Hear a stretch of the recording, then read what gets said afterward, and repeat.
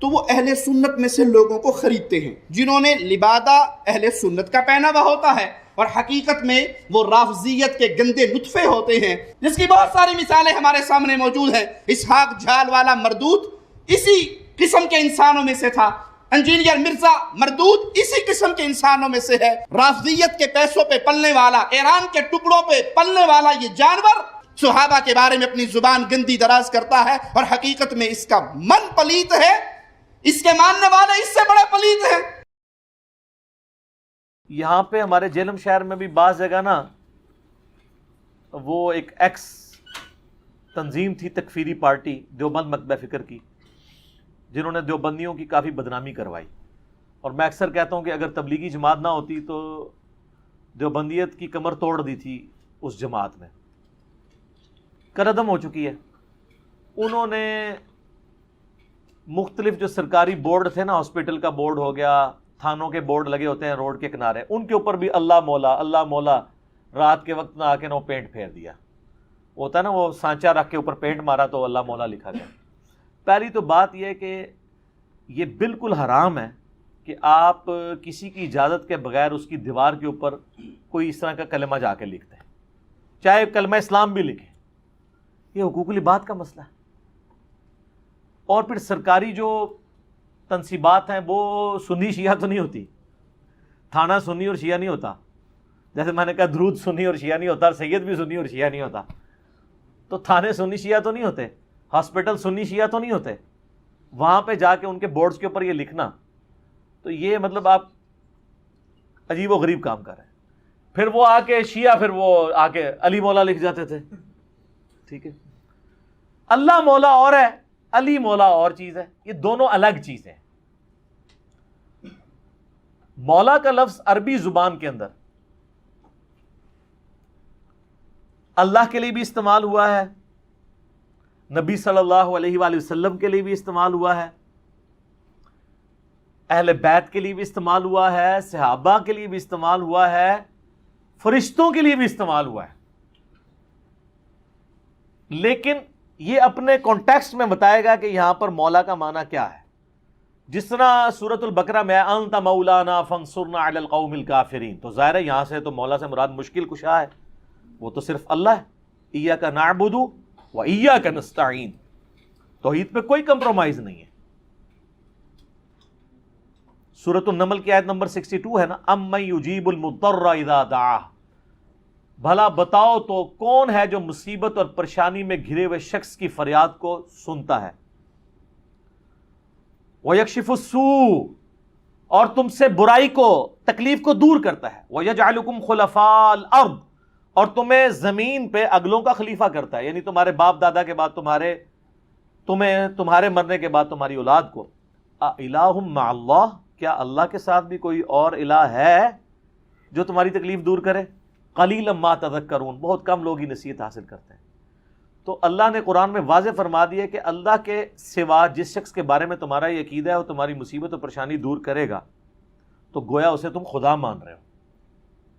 اس کو میں نے بڑی آسان مثال سے سمجھایا کہ بارش کون برساتا ہے؟ اللہ۔ ڈیوٹی کس کی ہے؟ فرشتوں کی۔ تو بارش فرشتوں سے مانگیں گے یا اللہ سے؟ فرشتوں سے مانگیں گے تو مشرک ہو جائیں گے، اللہ سے مانگیں گے، وہ اللہ کی مرضی، فرشتے بھیجے، جنات بھیجے، کوئی بزرگ بھیجے، ہوا بھیجے، بزرگوں کو، انبیاء کو، جنات کو، فرشتوں کو، صحابہ کو، اہل بیت کو پکار نہیں سکتے مدد کے لیے۔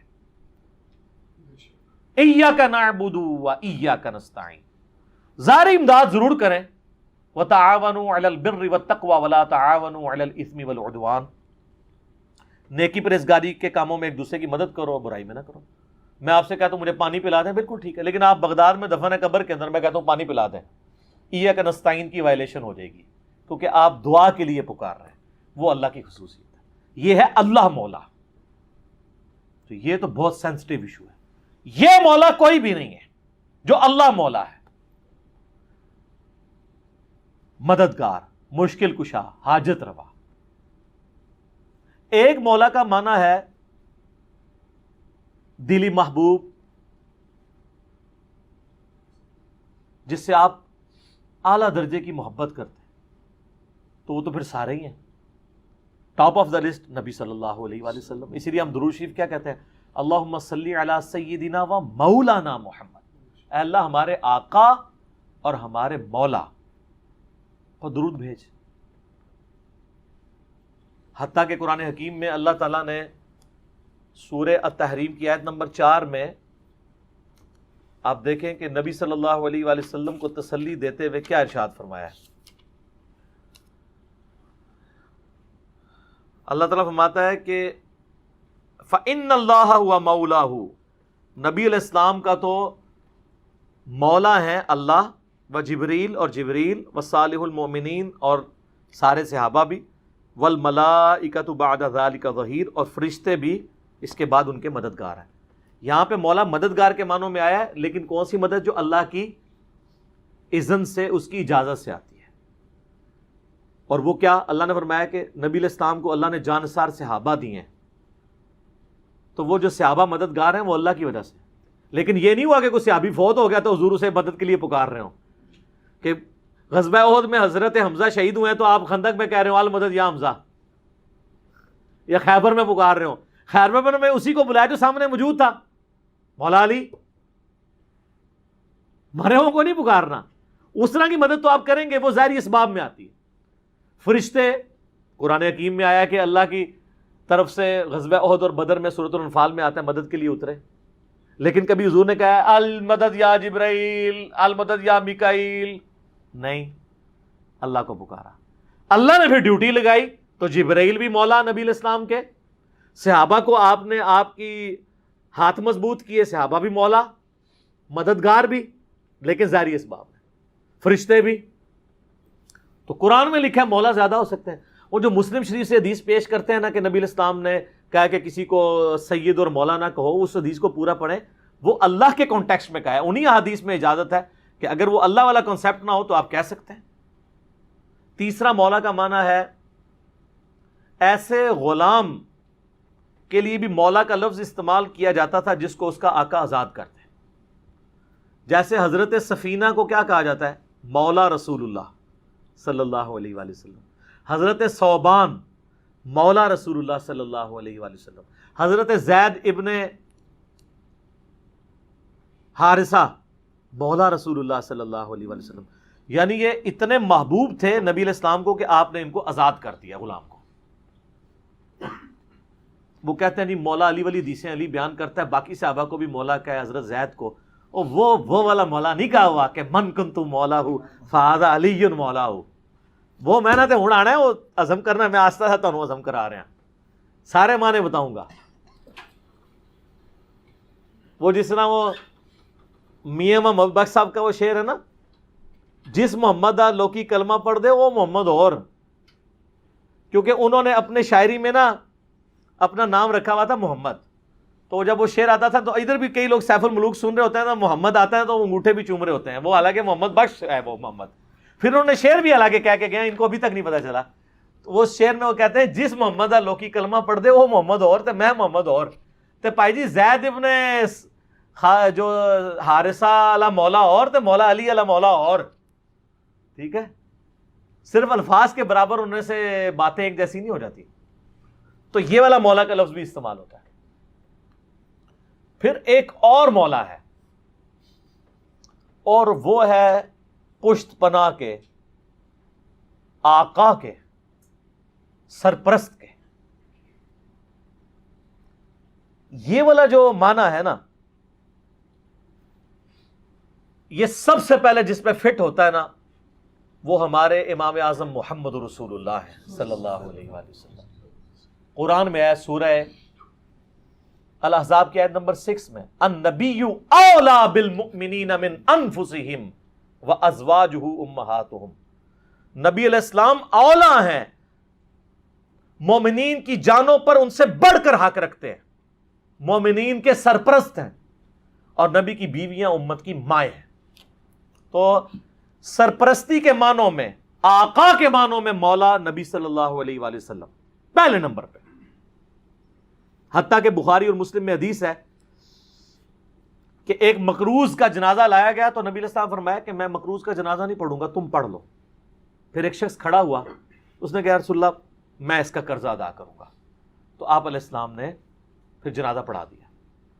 اسی حدیث میں آگے آتا ہے, وہ صحابی کہتے ہیں کہ جب نبی علیہ السلام کو اللہ نے مالی طور پر وسعت دی غزوہ خیبر کے بعد, اس کے بعد اگر کسی کا جنازہ آتا تھا نا تو آپ علیہ السلام یہی آیت تلاوت کرتے تھے, النبی اولا بالمؤمنین من انفسہم, اور پھر آپ کہتے تھے میں سب سے بڑھ کر سرپرست ہوں, اس مقروض کا جنازہ, اس کا جنازہ پڑھنے سے پہلے قرضہ میں اتاروں گا.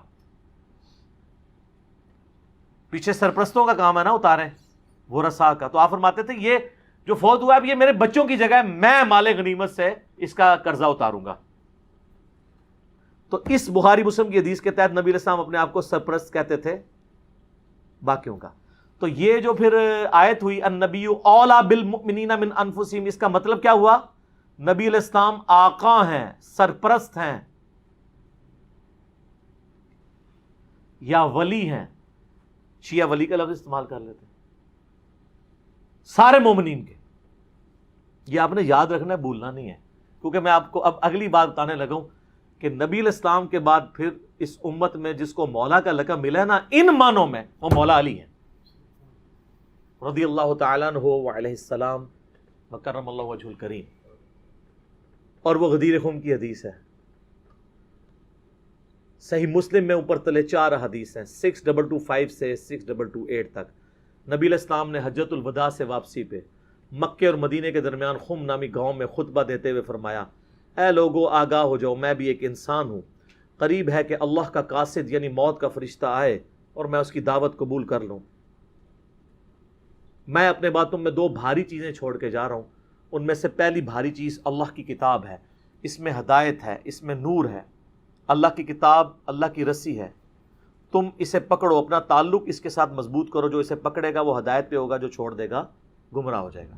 اور دوسری بھاری چیز میرے اہل بیت ہیں, میں اپنے اہل بیت کے معاملے میں تمہیں اللہ کا خوف دلاتا ہوں, میں اپنے اہل بیت کے معاملے میں تمہیں اللہ کا خوف دلاتا ہوں, میں اپنے اہل بیت کے معاملے میں تمہیں اللہ کا خوف دلاتا ہوں. 3 دفعہ نبی علیہ السلام نے فرمایا. اس لیے آپ صحیح مسلم میں حدیث 6225 سے 8 تک 4 حدیث کے اوپر باب پتہ کیا ہے؟ فضائل مولا علی. حالانکہ اس میں مولا علی کا کہیں نام ہی نہیں ہے.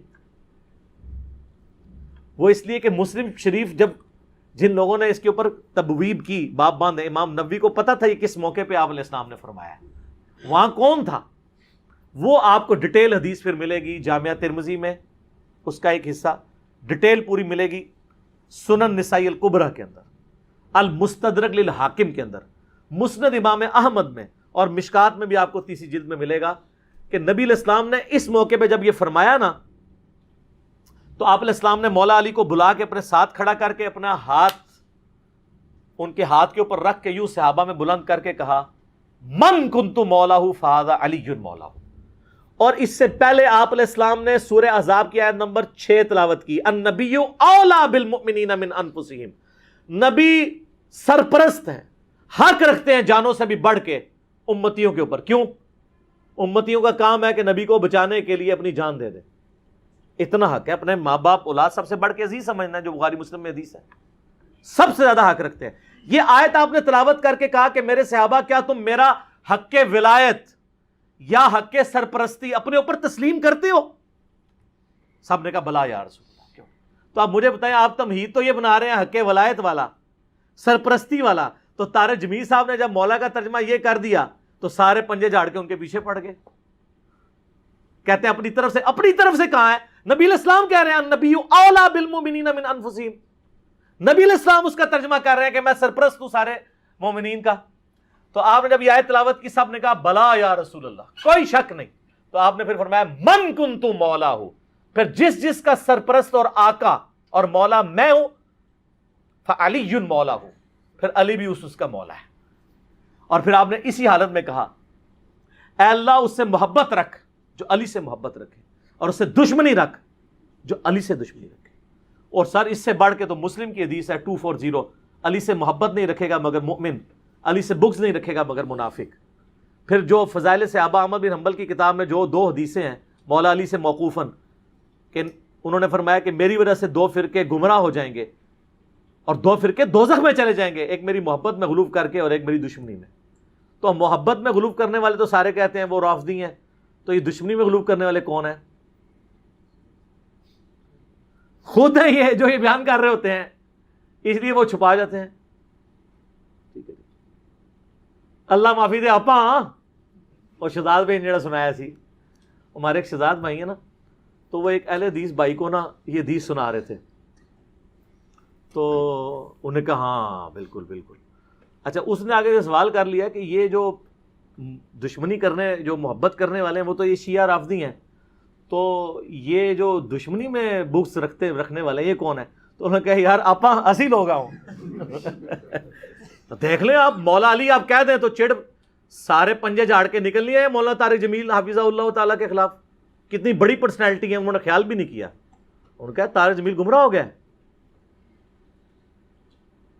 اس لیے طارق جمیل صاحب نے بھی ان پہ 4 تکبیریں پڑھ دی ہیں. ان کو بھی پتہ چل گیا کہ یہ لوگ تو یعنی سچائی کو قبول نہیں کریں گے. تو یہاں مولا کا معنی سرپرست ہے. پھر وہ کلپ چڑھائے ہوئے ہیں بڑے بڑے مفتیوں نے، وہ کہتے ہیں جی آگے الفاظ پڑھیں، آگے لکھا ہے اے اللہ اس سے محبت رکھ جو علی سے محبت رکھے، اس سے دشمنی رکھ جو علی سے دشمنی رکھے. تو اس کا مطلب ہے کہ یہ مولا کا معنی تھا دلی محبوب. اور پیچھے پڑھو، پیچھے ہے النبی اولا بالمؤمنین من انفسہم. سمجھ آئی؟ جیسے وہ بریلوی کہتے ہیں اگے پڑھو، اگے صراط الذین انعمت علیہم، اسی کہنا پیچھے پڑھو، پیچھے ایاک نعبد و ایاک نستعین. قبراں نو منگنے والے نہیں، اللہ کو منگنے والے. اور اس دن صراط المستقیم، سیدھا راستہ نبی الاسلام کا. تو کچھ اگوں پڑھ دینے، کچھ پیچھوں پڑھ دینے.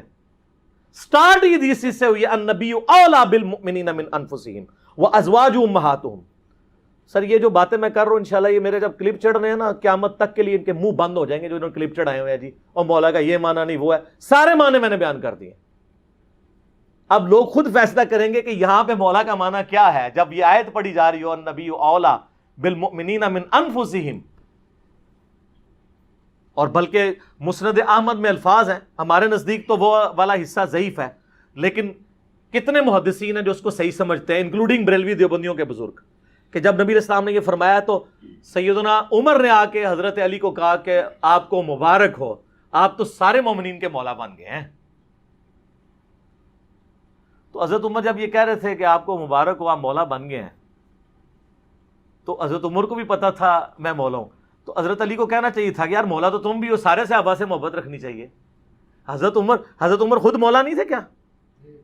تھے. تو وہ علی کو کیوں کہہ رہے ہیں کہ مبارک ہو آپ تو سب کے مولا بن گئے؟ اور سر وہ یہی والے مولا بنے، النبی اولا بالمؤمنین من انفسہم وازواجہ امہاتہم. تو یہ اکثر کہتے ہیں کہ جی وہ علی مولا کہنے سے وہ جو ہے نا پھر وہ اس طرف لوگ چل پڑیں گے. تو سر وہ تو آپ اللہم صلی علی سیدنا و مولانا محمد پڑھیں گے تو وہاں تو مولا نہ ہے جو قرآن میں انت مولانا فانصرنا علی القوم الکافرین. تو آپ دروشی میں مولانا پڑھنا چھوڑ دیں گے؟ تو دیکھیں آپ اہل بیت کی دشمنی انسان کو کہاں تک لے جاتی ہے کہ آپ کو پھر بہت کچھ چھوڑنا پڑ جاتا ہے. تو بہتر یہ ہے کہ آپ صبح و شام تسبیحہ نکالا کریں، صرف ایک دفعہ کہہ لیا کریں کیا نہ میں وہابی نہ میں بابی، میں ہوں مسلم علمی کتابی. نہ ہم سو کالڈ وہابی ہیں، کوئی علمی بات کرو سے وہابی کی گالی دے دیتے ہیں، اپنے زوم میں سے گالی سمجھتے ہیں. اور نہ ہم بابوں کا دفاع کرنے والے بابی ہیں، ہم علمی کتابی ہیں. تو مولا علی ہمارے مولا ہیں جی، اور انشاءاللہ ہمیں قیامت والے دن مولا علی کے ساتھ ہماری دعا ہے اللہ تعالیٰ ہمیں ان کے ساتھ محشور فرمائے، اہل بیت کے ساتھ محشور کرے، اور مولا علی کے دشمنوں کو، ان سے بغض رکھنے والوں کو آل امیہ کے ساتھ محشور کرے جن کی وہ طرفداری کر رہے ہوتے ہیں. ٹھیک ہے، تاکہ ان کو کہتے ہیں بیان نہیں. وہ ایک اہل حدیث عالم مجھے کہنے لگے کہ یار وہ کٹر ناس بھی تھے، پھر بعد میں جب وہ چینج ہوئے 60+ ایج ہے، کہتے ہیں میں نے جمعہ پڑھایا تو میرے ماموں بھی تھے جو اہل حدیث عالم تھے. یہ اہل حدیث کا حال ہے. دیوبندی بریلوی تو بیچارے بالکل ہی گئے گزرے ہوتے ہیں علمی طور پہ، پھر بھی اہل حدیث کی اپروچ پھر بھی علمی ہے، قرآن و حدیث سے شغف ہوتا ہے. تو کہتے ہیں میں نے پہلی دفعہ زندگی میں محرم کا جمعہ فضائل اہل بیت پہ پڑھایا، تو کہتے ہیں اس میں میں نے حدیث بیان کر دی کہ علی سے محبت نہیں رکھے گا مگر مؤمن، علی سے بغض نہیں رکھے گا مگر منافق. تو میرا جو ماما جو عالم تھا مجھے کہنے لگا اے حدیث کتنے لکھی ہے؟ تو میں نے کہا مسلم شریف میں. کہتا لکھی ہوئی سی تو ضروری تو نہیں سی کہ بیان بھی کیتی جاندی، کہ اگر لکھی ہوئی تھی تو ضروری تھا بیان بھی کرتے. یہ سر لٹمس ٹیسٹ ہے. کسی جو کہتا ہے نا مجھے اہل بیت سے بڑی عقیدت ہے، نہیں ہم صحابہ کا بھی احترام کرتے ہیں، اہل بیت کا. آپ اس کو ایک میسج کر دیں، علی سے محبت نہیں رکھے گا مگر مومن، علی سے بغض نہیں رکھے گا مگر منافق، تو آپ اس کے رسپانس سے چیک کر لیجئے گا وہ کتنی محبت کرتا ہے. لیکن یہی آپ جعلی حدیث بنا لیں کہ ابو بکر عمر عثمان سے مومن ہی محبت رکھے گا اور اس سے دشمنی منافق ہی رکھے گا، آپ کو کچھ بھی نہیں کوئی کرے گا. آپ کسی اہل حدیث کی مسجد میں یہ وائٹ بورڈ پہ حدیث لکھ کے لگا دیں، علی سے محبت نہیں رکھے گا مگر مومن، علی سے بغض نہیں رکھے گا مگر منافق، تو آپ دیکھیے گا پھر شام تک وہاں پہ گڑبڑ شروع ہو جائے گی کہ کوئی شیعہ لکھ گیا. اور حضرت ابو بکر کے لیے جعلی بنا کے لکھ دیں، کوئی تکلیف ہی نہیں ہوگی. آپ کو میں بتا رہا ہوں مینٹالٹی کیسے بنائی گئی ہے. تو جب جو بیماری ہوتی ہے نا اسی کا علاج ہوتا ہے. مجھے کہتے ہیں آئے دن ہر لیکچر میں رفع الیدین کا ذکر کرتا ہے، کبھی سورہ فاتحہ کی کوئی تلاوت کر دیا کرے، کوئی اتحیات سنا دیا کرے. بھئی جس میں مصیبت پڑی ہوئی ہے اسی کا ذکر کروں گا نا. فاتحہ تو پڑھ رہے ہیں، اتحیات بھی پڑھ رہے ہیں، چھوڑا رفع الیدین ہوا ہے تو میں رفع الیدین پہ زور دوں گا نا. یہاں پہ بھی سنیوں نے جو چھوڑا ہوا ہے میں نے اسی کے اوپر ہی زور دینا ہے نا. حضرت ابو بکر عمر عثمان سے تو کوئی سنی بغض نہیں رکھتا.